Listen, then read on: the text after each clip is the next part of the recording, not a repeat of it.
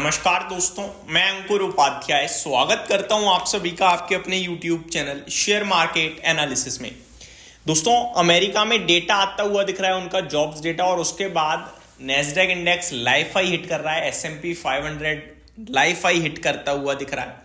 Nifty बिल्कुल flat हो गया आरबीआई पॉलिसी के बाद, और जो प्रीमियम्स थे ऑप्शंस में उसमें काफी हेविली गिरावट देखने को मिली है हम सभी को। हालांकि कॉल ऑप्शंस के प्रीमियम थोड़े से कम टूटे हैं as compare to put options. आगे बात करें तो भारतीय बाजार आगे कैसा रह सकता है उसको समझेंगे। एफआईडीआईज का डेटा आज फिर से इंटरेस्टिंग हो गया है, जहां पे एफआईज एक बार फिर सेलिंग करके गए हैं और डीआईज ने करी है बाइंग। यूएस का जॉब्स डेटा आप सभी के साथ डिटेल में डिस्कस करूंगा। ग्लोबल मार्केट और अमेरिका का बाजार क्या कह रहा है वो समझेंगे। गिफ्ट निफ्टी से क्या संकेत आ रहे हैं उसको देखेंगे।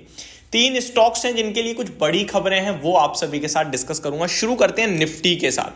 24,677 पे क्लोजिंग आई है। गिफ्ट निफ्टी 24,767 पे ट्रेड कर रहा है, बिल्कुल फ्लैट, यानी एग्जैक्टली यहां से अगर आप काउंट करो तो 90 पॉइंट ऊपर दिख रहा है आपको। क्या करें? देखो, बाजार में आपको व्यू पॉजिटिव रखना है। आरबीआई पॉलिसी में ऐसा कुछ नहीं था कि नेगेटिव हो जाओ आप। दो चीजें हैं, बाजार ऊपर जाना चाहिए और ऊपर नहीं जाता है तो नीचे आने के बाद ऊपर जाएगा। नेगेटिव कुछ भी नहीं दिख रहा है अभी, तो तेजी प्ले करनी है। नीचे 24,500 24,550 यहां पे आता है तो खरीदने के मौके तलाशिए, और डायरेक्ट ऊपर जाता है तो 24,800 825 के ऊपर निकलने पे तेजी थोड़ी एक्सटेंड होगी 25,250 तक की, 25,000 25,250। तो तेजी प्ले करने की सोच रहा हूं मैं फुल, और हमें लगता है हमारे व्यूअर्स को 25,000 जल्दी आता हुआ दिखना चाहिए, तो निफ्टी पे पॉजिटिव रहिए, ऐसा मेरा मानना है। एफआईडीआईज के डेटा पे आ जाते हैं दोस्तों, बिना देरी गवाए।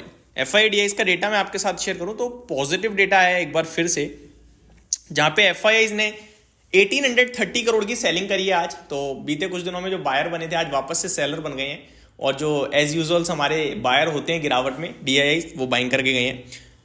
1659 करोड़ की बाइंग का फिगर उनकी तरफ से आया। तो क्या एफआईआईज का वो जो बाइंग का फिगर था वो शॉर्ट टर्म था या पॉलिसी तक था? ये सवाल जरूर उठेगा मंडे, कि पॉलिसी आते ही उन्होंने सीधे बेचना शुरू किया, क्योंकि कल तो बहुत बड़ा लेके गए थे। तो क्या पॉलिसी रिलेटेड बाइंग थी या एक्सपायरी तक की थी? सब कुछ एक साथ हो रहा है ये सोचकर खरीदा उन्होंने, समझ नहीं आ रहा। एक्सपायरी तो हालांकि हमारी कल हो गई थी।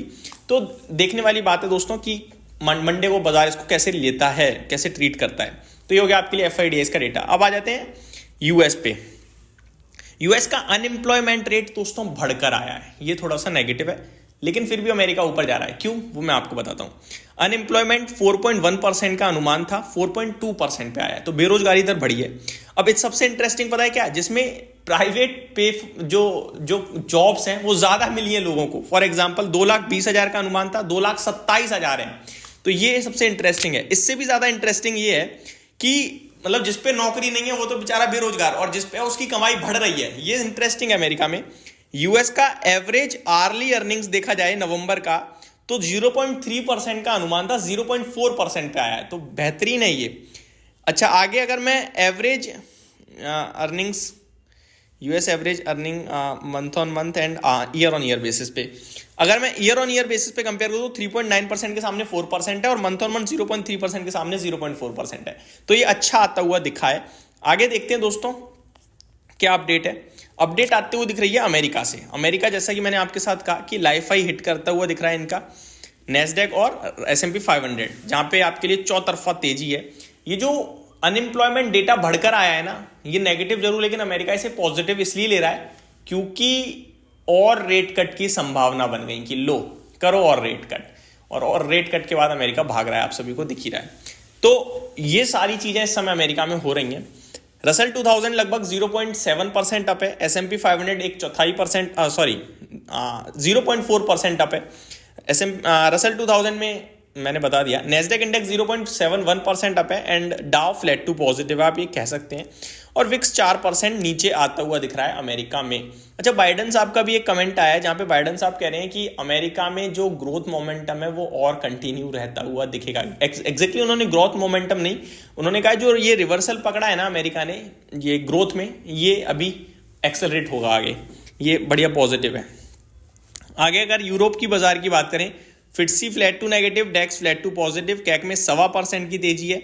आगे हम देखें तो और कोई खास नहीं दिख रहा है, छोड़ते हैं। एशिया पैसिफिक, निकाई 0.5% नीचे बंद हुआ, शंघाई 1% ऊपर, हैंगसेंग 1.5% ऊपर, कॉस्पी ½% नीचे, Malaysia flat to negative, Taiwan में 1/3% की गिरावट थी, कुछ खास था नहीं। गिफ्ट निफ्टी मैं आपके साथ ऑलरेडी शेयर कर चुका हूं, 24,766 के लेवल्स पे ट्रेड कर रहा है, फ्लैट टू पॉजिटिव नेगेटिव कुछ भी करिए, 2-3 पॉइंट का मूवमेंट है। अब आ जाते हैं स्टॉक्स पे। पहला स्टॉक है दोस्तों स्टार हेल्थ। इस कंपनी के लिए प्रॉब्लम्स खत्म हो ही नहीं रही हैं। आपको रिसेंटली याद होगा इन पे आरोप लगाया गया कि इनका डेटा लीक हुआ है, जिसकी वजह से हैकर इनसे पेमेंट मांग रहा है और शेयर क्रैश हुआ था। फिर कुछ एक नेगेटिव खबर आई और फिर स्टॉक जैसे तैसे संभला। आज फिर एक नेगेटिव खबर है जहां पे कंपनी को शो कॉज नोटिस मिला है, वो भी IRDAI से यानी इंश्योरेंस रेगुलेटर से। ये बड़ी दिक्कत का विषय है। शो कॉज नोटिस मिला है यानी कारण बताओ नोटिस मिला है, किसके लिए? इन्होंने IRDAI की रेगुलेशंस की गाइडलाइंस जो हैं उनको कंप्लाई नहीं, उनको फॉलो नहीं किया, कहीं ना कहीं रूल्स का नियम का उल्लंघन होते हुए दिखाए। तो ये स्टॉक आपके लिए फिर से मेरे को लगता है मंडे के लिए अलर्ट हो जाएगा 5% का। नेक्स्ट है सीएट की बात करें तो भैया कंपनी कमाल कर रही है। कंपनी ने एक एग्रीमेंट किया है, खरीदा है, इनफैक्ट एक्विजिशन किया है कैम्सो का, जो कि ऑफ हाईवे कंस्ट्रक्शंस जो इक्विपमेंट होते हैं उनके लिए टायर्स बनाने का काम करती है कंपनी। तो यहां पे एक्विजिशन किया है और इसकी वैल्यू बताई जा रही है लगभग $22.5 करोड़ की। $22.5 करोड़ इन्होंने लिखा है, $225 मिलियन। तो मैंने आपको इंडियन करेंसी में बताया। और ये डील जो एक्सपेक्ट है वो है 6 से 9 महीने में कंप्लीट हो जाएगी। एंड थर्ड स्टॉक है आपका टाटा पावर। दोस्तों कंटिन्यू कह रहा हूं, इसको बेचना नहीं है। टाटा पावर कह रहा है कि भैया 1 लाख करोड़ का रेवेन्यू हो जाएगा हमारा 2030 तक। और अभी कितना है वो हम देख लेते हैं एक बार, जिससे हम ये अंदाजा लगा सके कि कितने गुना करने की बात कर रहे हैं, ये कितने ग्रोथ दिख रही है इन्हें, तो ये हमें पता चलेगा इससे। टाटा पावर चलिए चेक करते हैं। करंटली भैया ज़्यादा नहीं है, 63,000 करोड़ की तो ऑलरेडी है। तो 4 साल में 63,000 को 1 लाख की कर रहे हैं, कह रहे हैं। ठीक है, यहाँ से देखा जाए तो ऑलमोस्ट नियर टू डबल नहीं कहूँगा मैं। 4 साल में तो 2031 तक तो शायद फिर 1,20,000 करोड़ पहुंच ही जाएंगे। 1 लाख जी। तो आप कह सकते हो 5 साल में रेवेन्यू डबल, प्रॉफिट भी आई थिंक डबल कर देंगे, तो शेयर भी डबल हो ही जाना चाहिए। तो बढ़िया दिख रहा है, ज़्यादा खास तो नहीं है पर अच्छा ही है। तो ये मेरी तरफ से अपडेट्स थी दोस्तों जो आते हुए दिख रही हैं। बाकी कल मिलेंगे। Thank you so much for watching this video. Have a great day guys.